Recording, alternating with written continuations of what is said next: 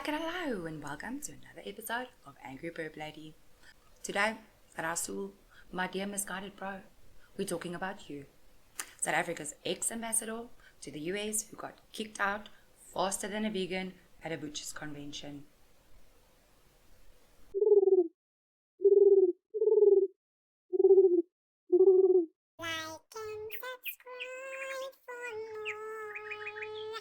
Mr. Ebrahim Rasool, you broke every diplomatic rule in the book. And I'm here to tally up your failures like a scoreboard at a losing game. Plus, toss you some free advice so you don't end up blacklisted by every country with a pulse. We'll also skim some unhinged X-reactions and debunk the AfriForum drama because apparently everyone's got an opinion, hotter than a grease fire. So, Rasool, my fellow South Africans, grab a chair. Maybe one with an eject button, since you're so good at getting launched. And let's get into it. Diplomacy's got rules, bro. Even I know that. It's like playing chess with a toddler. You don't just flip the board and call it a win. Now, these are not written rules. It is supposed to be an unspoken form of brain power that they don't have. So these are the big ones. Sovereignty and respect, diplomatic immunity, non-interference, proper communication channels, protocol and etiquette, and sticking to treaties. Now, you're a seasoned guy, former Western Cape Premier, struggle vet, ambassador for ages. You should know this like, I know my laundry's never getting folded. But nah, you treated these rules like a terms of service agreement scroll, click, ignore. So the US gave you the boot on March 14, 2025 after you ran your mouth in a Mapungubwe Institute webinar, calling Trump's MAGA movement a white supremacist assault and tying it to far-right nonsense with Elon Musk. That's not diplomacy, bro. That's handing the US a flamethrower and daring them to light you up. Let's break down your fumbles and I'll toss in some tips so you don't end up couch surfing in international purgatory. The supremacist assault on incumbency, we see it in the domestic politics of the USA. It's like watching a car crash in slow motion. First rule, Rasool, respect your host's sovereignty. It's simple. Don't slag off their government in public like you're some wannabe Yelp reviewer. But you, bro, you broke this faster than a cheap wine glass at a toddler's birthday party. The US wasn't having it. Rubio called you a race-baiting politician who hates America on X, probably while imagining you as a punching bag. Even our own Cupcake called it regrettable, which is code for you're a walking PR nightmare, dude. You tried to spin it's an academic analysis, but nah, it's a straight up diss. You don't go to someone's house, call their dog ugly, and expect a hug.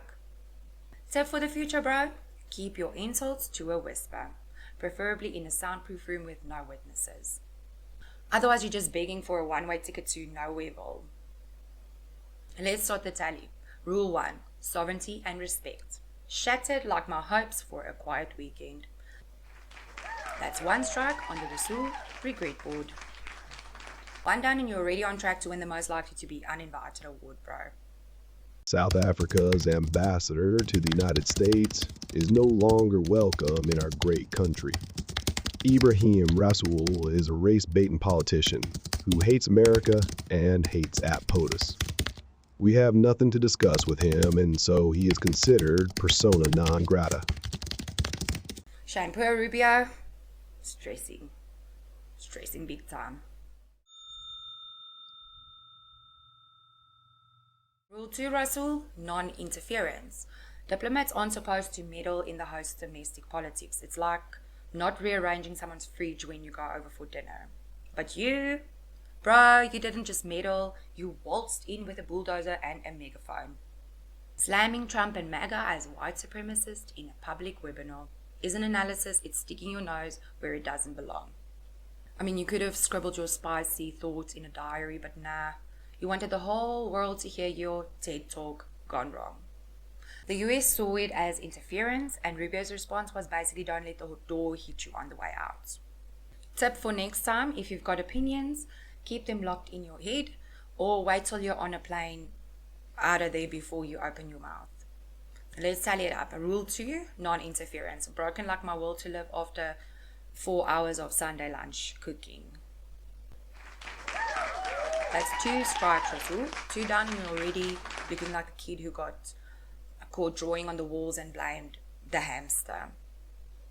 The MAGA movement, the Make America Great Again movement, as a response, not simply to a supremacist instinct, but to very clear data that shows great demographic shifts in the USA, in which the voting electorate in the USA is projected to become 48% white, and that the possibility of a majority of minorities is looming on the horizon. Your academic tone while dropping bombs is like watching someone trip into a cactus and pretend it was on purpose. Diplomats keep it discreet, voice concerns through private reports or coded messages. But you yeeted this rule faster than I yeet my diet plans on a Friday night. You aired your Trump shade, calling MAGA supremacist assault on Mapungubwe's Institute's live stream, knowing the internet's got a memory longer than my grudge list. Bro, you are not a shock jock. You're a diplomat. Even our own peeps winced, with officials saying you should have kept it in private. The presidency called it an own goal, which is fancy for you just shot yourself in the foot. Advice for the future: save the rants for your therapist. Public meltdowns are how you end up with a former in front of your title. Scoreboard update, rule 3, communication channels. Smashed harder than my expectations for load shedding to stay away. That's 3 rules down, Rasool, 3 strikes, and you're basically playing diplomatic Russian roulette with 5 bullets in the chamber.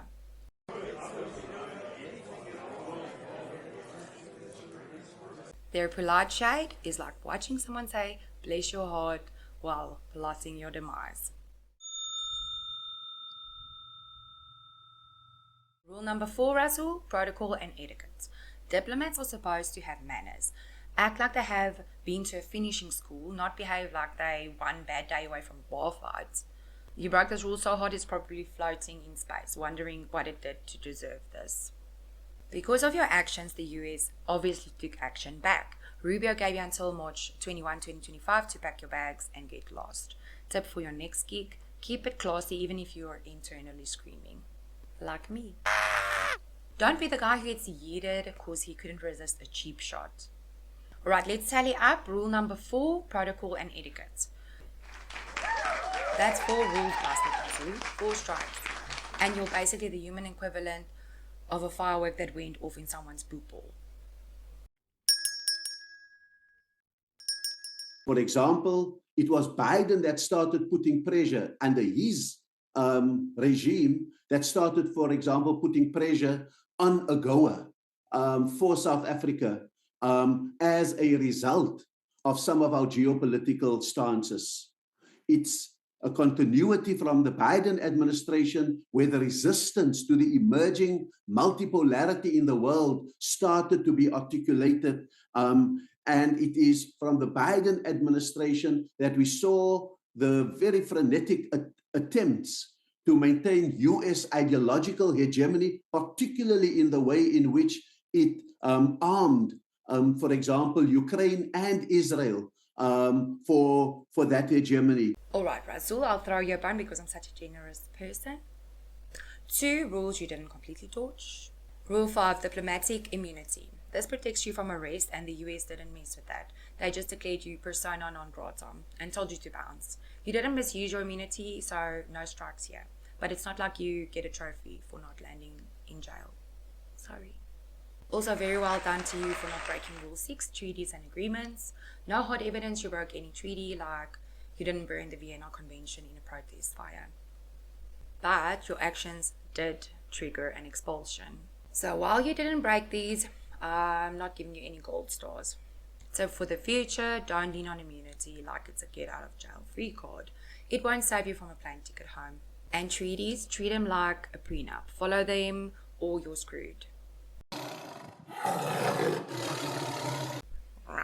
Let's start with Marco Rubio. His March 14, 2025 post, South Africa's ambassador to the United States is no longer welcome. Ebrahim Rasool is a race-baiting politician considered persona non grata.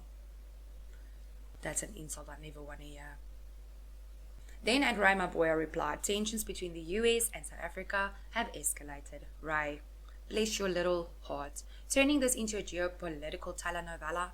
Too bad your plot twist can't unyeet Rasool from the spotlight. Next, at the Geopol chimed in, listen clearly, boy, we will not be bullied. South Africa will continue fighting. The Geopol, you fiery keyboard warrior, those caps lock threats are adorable, but they won't scare off the plane ticket Rasool's already boarding. Then at HRH, Tish added, Trump held a literal Klan rally. He is definitely leading a white supremacist movement. HRH, Tish, or whatever your name is, doubling down with that rally dig, nice try. But your hit dog hollering doesn't change Rasool's self-inflicted exile. Lastly, at Con Caracal, someone whose post I actually enjoy most of the time, he posted, I'm quite curious to see how the ANC are going to try and blame this on Afrikaner organizations such as AfriForum and Solidarity. Con Caracal, you sly fox, spotting the ANC's scapegoat game before they even unpack the pitchforks. Popcorn's ready for that circus, huh? So X is a circus, Rasool, and these posters are the clowns handing out tickets. Tip for next time, stay off this madhouse platform. Since some X-heads are pointing fingers at AfriForum once again for your mess, Rasool, let's clear this up. That's not why you were kicked out. Their recent US visit meeting Trump-adjacent folks got people yelling treason. But here's the reality. They didn't break any rules. They're a private lobbying group, not diplomats, so the big rules don't apply. They lobbied, griped about land grabs, maybe spun tails, according to you, but that's not illegal for a non-state crew. People can go ahead and cry shady, but there's no law against chatting up foreign officials if you're not repping the government. So please spare me, AfriForum's not why you're packing your bags. That's all on your inability to keep your mouth shut. Do you as AfriForum take any responsibility for the expulsion of Rasool? No, of course not. The fact is, it was Mr. Rasool that attacked the US president. It was Mr. Rasool that attacked the United States. It was Mr. Rasool on social media that bragged about him having regalia of Hamas signed by Hamas leaders. It is Mr. Rasool that has a long history of anti-Western sentiments. Pro tip, don't scapegoat others for your screw-ups. Own it, learn it, move on or don't, and then you just keep giving me content to roast. So Rasool, final thoughts. You broke 4 rules, got yeeted by the US, and left a mess bigger than my laundry pile. So take my advice, bro. Next time, keep it zipped. Play it safe and don't turn your gig into a one-man circus.